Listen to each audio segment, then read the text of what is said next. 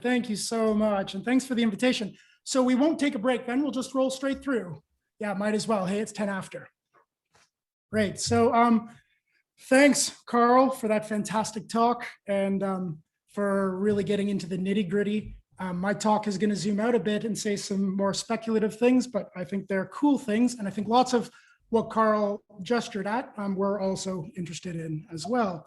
So this is actually work that's going to be coming out shortly. It's a chapter in a new collection called Worlding the Brain. And it's work that I did with Mark Anderson at our host university and Felix Scholler, who's associated with MIT Media Lab, and Julian Kiverstein, who's at the Amsterdam University Medical Center. And I think Mark and Julian are actually here with us tonight. It's too bad that they can't come at the end and answer questions with me. We should have set that up, actually. Right, so, and I want to say a special thank you also to Lars Sandved-Smith for discussions on the actual modeling and the maths behind the ideas that we're interested in. They're not going to feature too much in this talk. I want to stay a little bit more at the general level and tell a story, but that modeling and that math does underlie the moves that we made, and it's going to feature more prominently in our next outputs. So the puzzle that we were interested in was what Noel Carroll called the paradox of horror, which is, why do we enjoy and indeed potentially flourish from experiencing emotions like disgust and fear when we're engaging with horror? And that puzzle we think is especially interesting for active inference agents, because it amounts to asking, why would agents whose modus operandi is to reduce surprise, why would they find it to be, sometimes good to create uncomfortable volatilities and to even go out of their way to generate those sorts of strange, surprising encounters? But it is a fact beyond a doubt that we love surprise. And that's a strange thing for this, potentially a strange thing for this model. And it's not just humans that love surprise. All sorts of primates love surprise as well. I don't know if you've seen this video, but it's fantastic. So there's a bit of rambutan. It's in the cup. Cover the cup, shake the cup, drop the rambutan under the desk or under the seat. So now the primate knows where it is, and there's the surprise. And how do they respond? They love it, right? They love the surprise. So primates love surprise. And humans are even weirder. This is a commercial for Paranormal Activity, the horror movie. And I love this commercial because you can see the night vision of how people are actually responding at this show. And just look at this.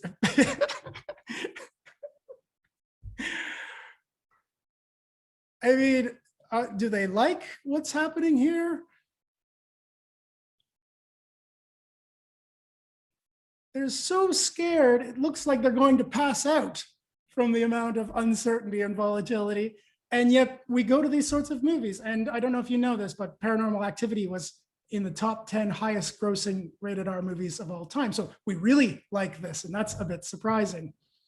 Humans are always pushing themselves out of their own predictable niches, right? We jump out of planes, we free climb El Capitan, we build muscles beyond functionality.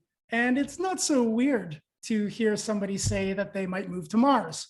Like if you go to a party and you ask everybody who would be interested in going to Mars, it's not going to be super weird to have somebody say, yeah, I'd really like to go to Mars, when in fact, that's the most unpredictable place that prediction error minimizing system could find itself, really. So how do we reconcile? So we think the question about the paradox of horror is going to be closely related with this question of how do we reconcile this love of unpredictability with our hard-coded drive to predict well. And we think that the answer is perfectly fine. And actually, Carl was touching on it at the end of his talk just now. But we think it's wrapped up in the role that affectivity is playing in the predictive system. And that's why I thought it would be interesting to present this talk at this conference. So a great thing about pitching to you guys this idea is that I think everybody here already knows a lot about predictive processing and active inference. So we can kind of skip through to get to the juicy stuff. But I do want to just talk just a touch on what's happening here with interception. So our first attempts to understand interception in the active inference paradigm was we approached it the same way as we do perception and proprioception, right? Except that the signals that we're trying to predict are those ones that actually come from inside of the body, right? And the feelings, so hunger and thirst and nausea and itches and pains and temperature, they all emerged as top-down predictions about the hidden causes that underlay those physiological changes. Otherwise, it's basically the same story. But it wasn't long before affective neuroscientists started to develop that story a little further, noting that interceptive predictions would probably play a special role in the predictive hierarchy. So people like Lisa Feldman Barrett and Mika Allen both suggested that interception might act as a kind of pacemaker in the brain, right? Grounding the other predictions into what matters, and that is maintaining those organism physiological states within the tight boundaries that let us stay alive. So interceptive signals here turned out to play a special role in setting precision. And that makes sense because changes in homeostatic states need to reliably drive self-organization if we're going to stay alive. More recently, however, and this is the research I'm really interested in, affectivity has started to show up in playing another role in setting precision weighting. And to see that role, it's, I think, a nice way in is to remember that in active inference, the sort of classical reward stories are effectively flipped on their heads, right? So rewards are now imagined to be just highly expected states. So then the reward circuitry and the dopamine systems, which we're starting to think, are helping to set precision weighting, they are all built to tune the organism to opportunities to reduce errors between those highly expected states. So for instance, the fish highly expects to be in water and the actual current state of the animal, which in the picture is in the air. So if you take that flip seriously, then it gives us a new way of thinking about valence, right? The positive and negative feelings that we originally thought were associated with progress towards or away from rewards are being reinterpreted today as tracking where we're making good predictive progress towards or away from highly expected states. And notice here that this is, I think, a really great thing just to pay attention to, that feelings here don't only arise from top-down predictions about the causes of bodily signals like we originally thought. Feelings are also arising as a form of second-order information that track and tell us how well we're doing at managing prediction error over time. So we've been building up this idea over a couple of papers, and we're certainly not the only ones. Lots of people are working on this today. And we're particularly interested in how this second order information that we're getting affectively is helping us to become adaptive by selecting good policies. So picking policies that are good at managing error. So that helps us by assigning precision weighting in particular ways to select actions that are most likely to increase our overall adaptivity.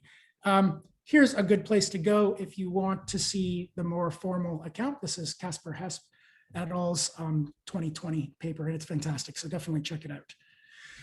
Okay, so for today, all we need, though, is just to say, simply put, we feel good when we do better than expected at reducing free energy, and we feel bad when we do worse than expected. And those feelings, they play a role in making us more or less confident in our models. And so they help alter the sorts of actions that we pick. And the take-home message here is that we literally feel our ways through our optimization. So this adds an important twist, I think, to the active inference story that's crucial to get right. And that is, given that precision is being adjusted in this way, then we will inevitably be drawn into the world to seek out better than expected slopes of error reduction. Yeah, it feels good when we improve. And that's one of the reasons why we wouldn't be satisfied in a dark room for long, because it would quickly become too predictable. And so it wouldn't offer these opportunities to be improving. So we are slope chasers, as Andy Clark likes to say, and I like that term as well. And this tendency to be chasing slopes of error reduction is what keeps us exploring and learning about our environments. And if you're thinking now, that seems a bit ad hoc, it did come up at the end of Carl's talk, which is great, but it's not an ad hoc add-on. And as soon as we have a deep temporal model, then what matters to us isn't only reducing error right now, but that we're able to reduce error over a lifetime. And it turns out that in our sort of volatile environments, being attracted to errors that we can learn from, to those places where we can find the best error reducing slopes, means that we'll be continually growing our abilities to manage error. And the best way to keep errors at a minimum over a lifetime is to constantly be improving our error minimizing capabilities. And that's one of the things that we get when we have this addition of being affectively tuned to good prediction error slopes. Okay, so where do we find good slopes as slope chasers? Too much complexity or volatility we can't learn from. It's too far outside of our model to get good predictive purchase on. Too little, it's too boring. There's not enough to learn from. So that's why humans and lots of other animals prefer objects that are just outside of our skills and abilities. So we see this in babies. Babies, they like a moderate amount of complexity, not too boring and not too complex.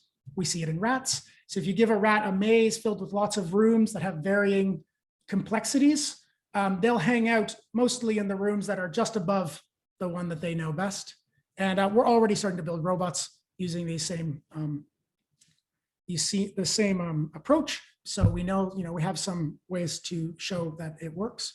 So this middle place, just above our skills and abilities, where we're able to maximize the amount of error reduction capabilities that we have, we call this in our paper consumable errors. Okay, so those are errors that we are really prepared to engage with in ways that are likely to yield high learning rates and so be highly rewarding.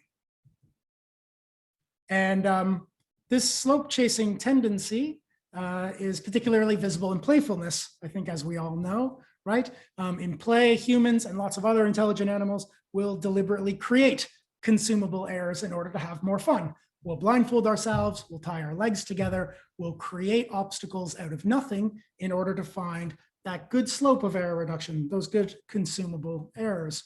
And, it's just a fact that play is enjoyable for us only if there's some prediction error, if there's some novelty or violation of expectation. That's really what piques our interest. So while doing handstands in the living room when we're 10 is super fun, it ends up not being as much fun, and maybe we're pushed to greater and greater extremes. Maybe not that extreme, but we are pushed to find that edge over and over again.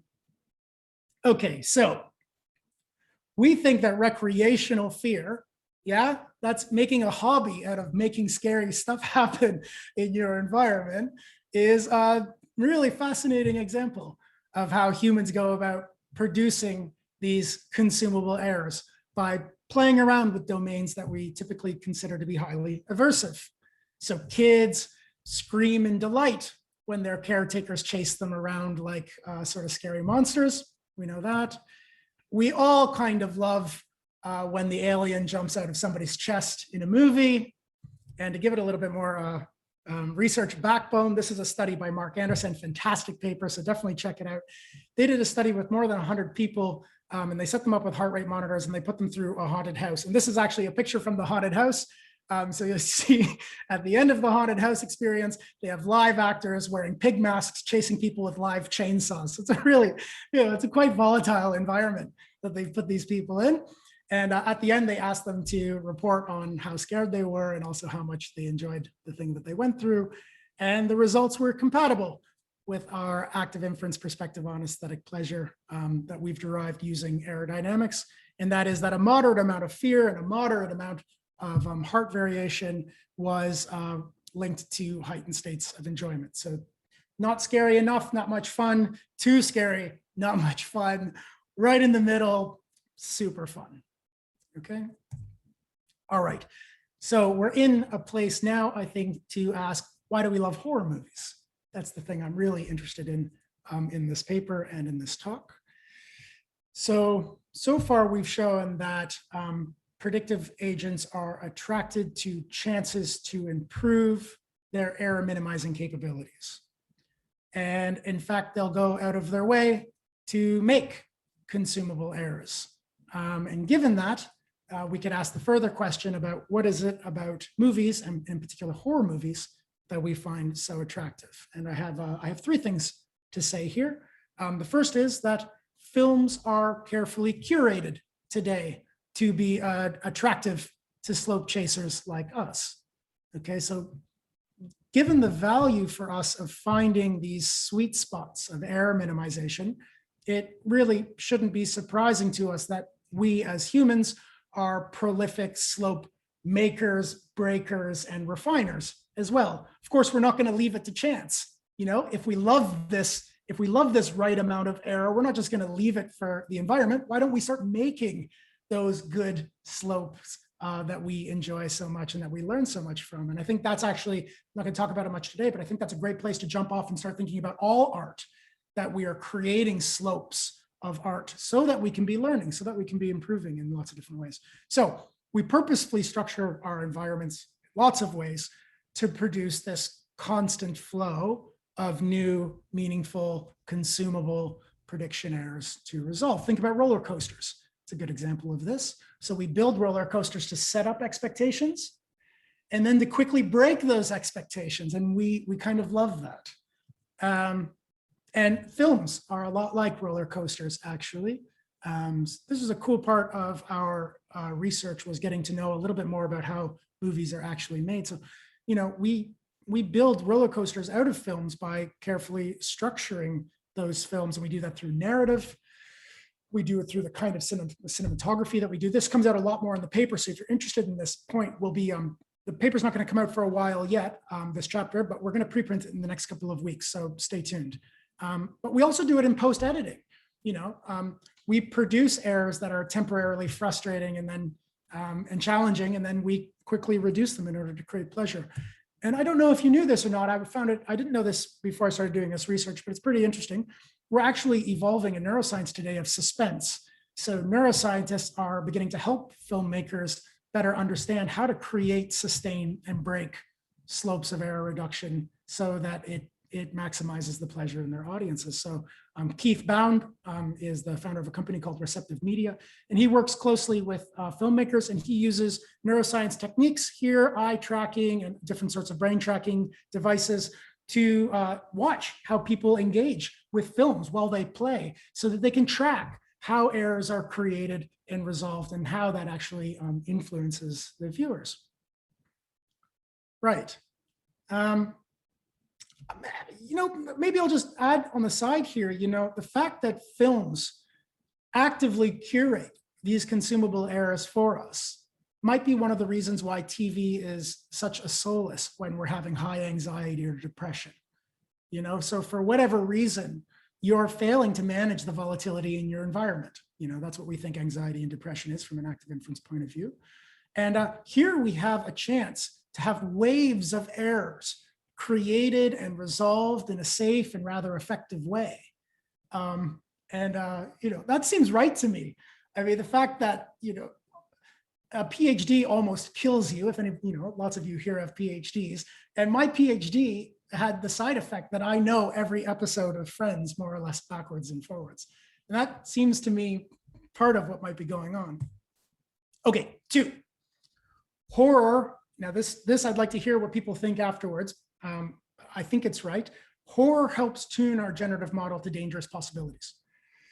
So in addition to creating slopes through their structure, we think that specific films are sought out also due to the specific content-related errors that those films in particular produce and resolve. So, you know, during COVID-19, I don't know if you knew this, but the market share on horror films tripled.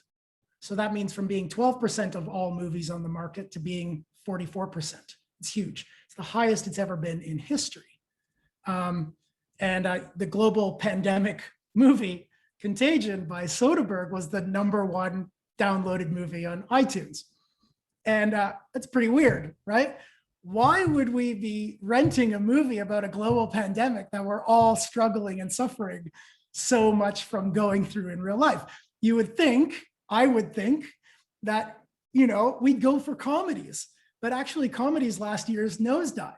And instead, we just started watching contagious movies. I mean, that's so weird. Why would we be attracted to disturbing content in the midst of an already highly volatile situation?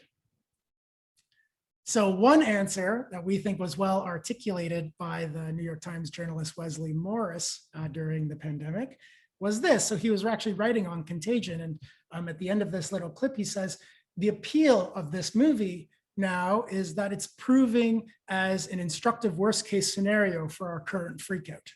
We've turned to it in part to know, or I would say to model, how bad things could get. So horror films, and actually I think all fiction, but we'll come back to horror films in a second, can be thought of as opportunities for exploring and learning about counterfactual events as an opportunity to improve our predictive grip on how reality works.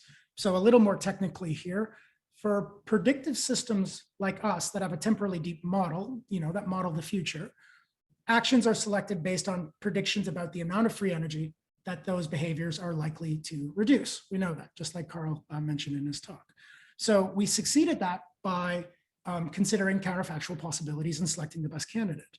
And the better our model of how things evolve over time in various situations, then the better we are at selecting behaviors here and now, right? So it's no wonder that we're constantly ruminating on past events and why we mind wander to future possibilities. In part, what we're doing there is we're imaginatively exploring scenarios and sort of foraging for insights into how things evolve, and so that we're better prepared to manage error creating possibilities.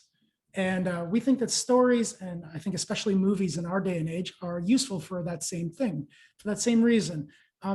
Movies offer us an opportunity to do externally what we do internally through imagination. They help refine our predictive model. So movies introduce scenarios, and more importantly, I think they introduce agents responding to various kind of counterfactual scenarios. And we, as good Bayesian learners, we guess what's going to happen next, and then we update our models relative to perceived outcomes. And remember that reducing epistemic errors, so improving our model about how things work, is as valuable for us as reducing pragmatic errors, like eating when you're hungry. So we are rewarded by finding ways of understanding how error is created and resolved. And it turns out that we're rewarded for that, even in highly speculative and fictional situations. So then horror is enjoyable, we think, for some people because it provides them with an opportunity to play in an offline, imaginative mode with what scares and disgusts them. And so in other words, horror films allow us to bring down levels of prediction error by playing out possible scenarios and allowing us to tune our generative model to those possible outcomes, or at least it can. That's one of the reasons we might be attracted to horror. Just before I go on from this slide, I just want to say two things that are more horror specific. So actually everything I've said so far counts for movies sort of at large, I suspect. But let me just say two things quick about why horror might be particularly alluring. One, the genre focuses exclusively on dangers to homeostatic integrity, right? I mean, that's a sort of technical way to sum up what horror movies are, right? It's violence, predators, sickness. It's just breaching homeostasis. That's what the horror genre is, okay? And how humans, here as deep modeling homeostatic engines like we are, how they behave in ways to attempt to resist the disorder or the volatility produced by those horror topics. So no wonder horror is so popular, right? It really plays on this basic drive we have to understand and so potentially resist dangerous forms of volatility. That's really what the horror genre is. The second thing is, and this is something also Carl mentioned in his talk, Thomas Parr and Carl Friston have recently developed an account of salience, where salience is those signals that represent to us highly reliable sources of important information that we don't have yet, right? So that's why we swiftly look at a surprisingly close barking dog, because the loud, unexpected noise is a highly reliable source of pertinent self-information to not get bit, right? So that's also why I suspect we are attracted to bleak news, and horror films are like that as well. They are little packets of information that we know will have human relevant entropy information in them. You know, you go to the movie store and you see a scary ass clown on the front of a box, and you think that's going to have some information about how homeostasis can be breached. And that might be valuable, you know, especially if you're scared, if you're afraid of clowns. Good. Okay, last but not least, horror allows us to optimize our own affective responses. This is the one that I'm most interested in, and I'm hoping to do some work with Colton Scrivener on this in the coming months, and possibly presenting it at the end of the summer. So again, stay tuned for that if it's interesting for you as well. So horror films allow us to learn about and so optimize our own affective responses. That's something else that I think is happening when we engage with horror. So one of the important things that we learn about when we engage with horror is our own responses to changes in volatility. That is our own error dynamics and precision estimations. We don't have too much time to talk about this today, but I wanted to at least open this up because I think there's some really interesting deep modeling opportunities available along this line of thinking. So recent work by Lars Sandved-Smith and colleagues, and again, this is another fantastic paper, so definitely check it out if you don't know it, looked at the power of attending to attention in meditation through the lens of active inference. And so the point that they make is that by investigating attention, we are in effect modeling parts of our precision machinery. And that modeling of precision allows the system to take precision as an observation. Okay, and that allows us to start making predictions about how best to deploy our precision, and so allows us to further optimize how precision is being deployed, right? So when you can model your own precision estimation system, then you are now able to make predictions about precision, about predictions, right? And I suspect the same thing could be applied here as well. Exposing ourselves in safe situations to changing dynamics and our own precision deployments. Yeah, that is here our affective responses to the changes in error reduction, allows the system to better predict and so further optimize how those changes occur and the sorts of behaviors they engender. And if that's a bit abstract, let me give you an example. So one example would be through repeated experiences of what anxiety is like. Yeah, that is the uncomfortable valence that we feel. So one thing we learn from repeated experiences of anxiety is that the uncomfortable valence that we feel is finite, right? It rises and falls in a natural arc. And so the more that we can experience what it's like to be anxious, the better we are able to model that natural arc, that regular slope that anxiety progresses along. And knowing that helps us better tune to what matters. So for instance, every time I give a talk, I feel nervous. I feel anxiety. I think that's for everybody through their whole life, probably as an academic. But I've given so many talks now that I barely notice it, right? So if you were to ask me, are you nervous, 3 minutes before my talk, I would probably say yes. But if you didn't ask me, I might not even notice. It's not newsworthy for me anymore. But if I was to keep having anxiety after this talk tonight for the next 2 or 3 days, suddenly that becomes important, right? So what matters here, and this is something that Sander van der Kraus highlighted in his 2017 paper on aerodynamics, which again is another fantastic paper. And if you don't know it, it's really important to get a hold of if you're interested in this stuff. It's not the momentary rises and falls in error per se that matter to us. Remember, there's always going to be error in the system, some error, right? What matters, it seems, is changes in what we expect error slopes to be like, okay? So the fact is that to make better predictions about our responses, we have to have those responses in order to make them better, right? And that's what I think controlled scares can do for us. So they can help update our models about how errors rise and fall when we're scared. And when we're confronted with a volatile situation, how do we react? And actually, that's not such a far out idea. It really aligns very well with a growing literature in horror research. So for instance, this 2018 study found that horror fans enjoyed being scared because it helped them gain a sense of mastery or control over their fears. Margie Kerr's book, Scream, good book, explores in part how exposure to fun, scary stimuli can make stressful environments actually much more tolerable. And here's the real winner. This is Colton Scrivener and colleagues' recent work that suggests that watching horror movies can have a positive effect in terms of how we fine-tune our coping strategies. Again, this is another paper you're going to want to get a hold of if you're interested in this research. So their study took more than 300 people, and they showed that horror fans were faring significantly better during COVID than non-horror fans. And they suggested that that might be because people had learned about their own fear responses already, and that helped them regulate their emotions better when they actually came into a volatile situation.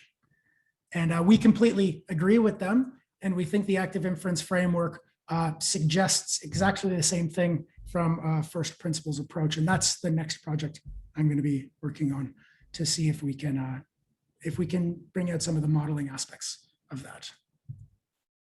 And that's probably enough for a talk for today. Here's our information.